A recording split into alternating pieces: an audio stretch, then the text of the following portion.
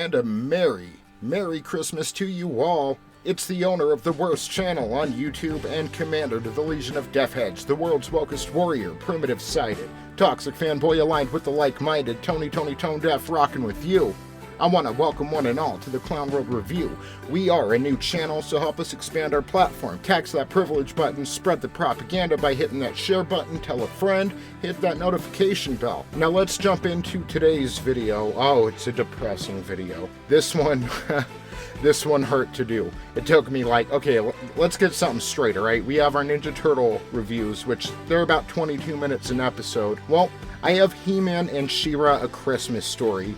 That's 44 minutes, 2 episodes of Ninja Turtles. I can write out a Ninja Turtle script in no time. It's not a problem. I love it.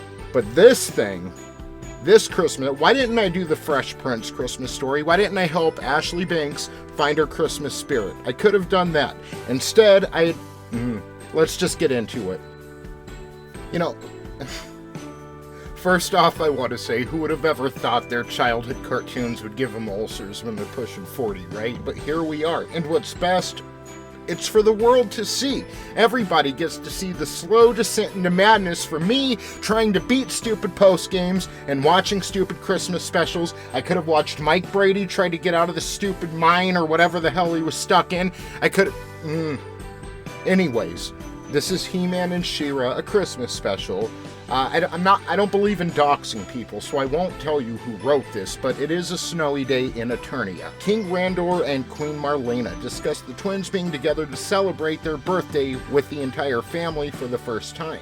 Adora's friends have made their way from their sister planet of Etheria to join in the celebration, and all are helping to decorate.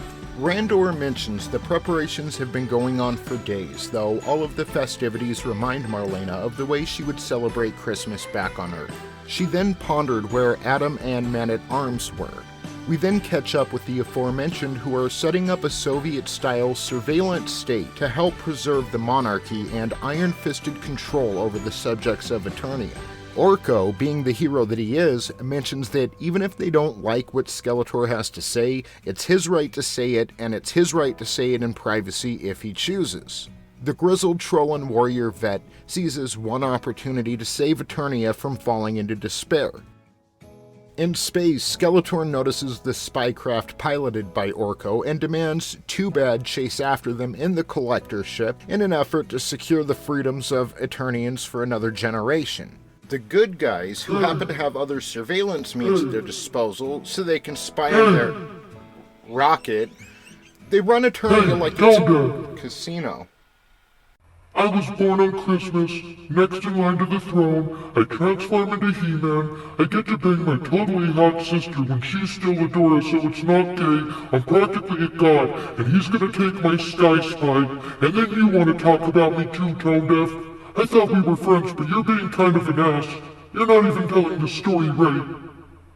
I am sorry, Adam. Honestly, I was just trying to make fun for the audience, I suppose. Yeah, but at the expense of what? What if all of us decided to go around and not even misinform people, but disinform people, and then you're just deceiving them? Why? How am I deceiving anyone? You and Man-at-Arms are literally setting up a Sky Spy on Christmas Day, bro. Do not call me bro. Why not? Because you're assuming my gender. Your alter ego is He-Man. So? He-Man. He-Man. It's still not cool to assume things, guy, and if you keep saying his name, I'm gonna whip him out. What?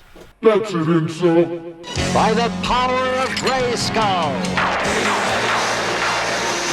It's me, Austin! So anyways, Adam, Man-at-Arms, and She-Ra notice Skeletor going after what they consider to be an unmanned Sky Spy, so He-Man goes after Skeletor, who he believed is behind all of this, and as he makes his way to the Collector, he Swords of Powers the Collector's claws off, just as it was approaching Orko and the Sky Spy.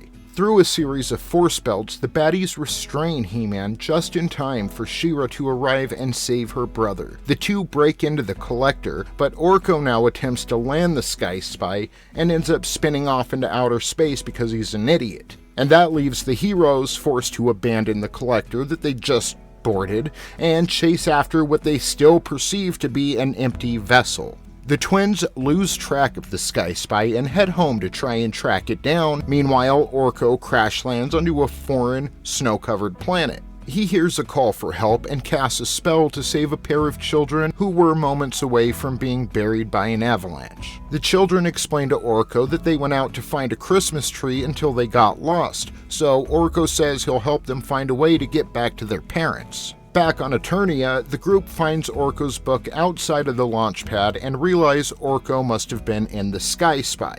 The kids see the Sky Spy as they go inside to warm up, and once they get inside, they tell Orko the story and the meaning behind Christmas. On Eternia, the gang realize Orko crash-landed on Earth, and the only way to get him back is with a transport beam powered by a Carium water crystal that needs to be obtained from Ramista on She-Ra's planet of Etheria. Adora insists Adam stay behind on Eternia in case he's needed there, and then calls upon She-Ra and heads to her home planet. Once there, Ramista tells She-Ra that the water crystal is guarded by a beast monster, but if She-Ra can distract the monster, Ramista will swim down and find the crystal for her. She-Ra and Swifty, the twink unicorn, stick to the plan, and Ramista obtains the crystal for the princess, and Swifty finds the ordeal fabulous until a gang of shape-shifting monstroids burrow out of the ground, imprison She-Ra, and head to the Monstroid Central to prepare for battle.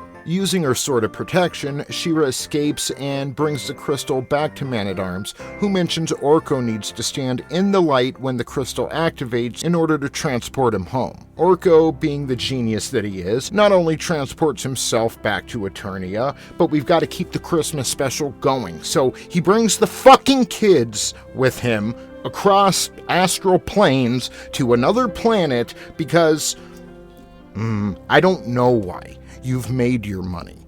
At this point, it's just cruel to keep this going. So, Bob Iger senses a new good spirit on Eternia and demands to see Skeletor. Back on Eternia, the crown dictates the children will serve as a sacrifice to the twins the following day on Christmas and the twins' birthday. In Burbank, Bob Iger berates Skeletor and Hordak, and then they begin to argue amongst themselves before the former Disney CEO demands the spirit of Christmas be eliminated from Eternia. Now let's think about this. Queen Anal Ram, Orko, and the two children who just arrived on Eternia are the only ones who know what Christmas is, thus are the only ones who could possibly possess the Christmas spirit, and Orko is a space wizard, so I'm sure he finds the whole notion quaint. The point is that Bob Iger is demanding that Hordak and Skeletor snuff out these little kids on a Christmas special. Hell yeah.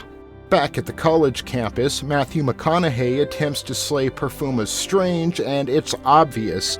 Then he starts singing this really bad Christmas song, and he says it's a new song too, and then these shit little children over here start singing the lyrics like How Would You Know It, and it's just absolute torture at this point. Thankfully, Hordak shows up in a massive iron dildo to kidnap the children, and Orko too for some reason, taking them to Etheria. The Monstroids intercept Hordak's ship. Again, for some reason. I've honestly been paying attention, but my interest level is fainting. So Hordak, like a pussy, leaves the kids who deserve to die with the Monstroids. In a desperate plea for help, our heroes find Peekaboo, who whips her cock out and sees the Manchines going to save the children from the Monstroids on Etheria. Cutter the Manchine saves Orko and the kids from prison, but are soon cornered by the Monstroids after blowing a clean escape to show off.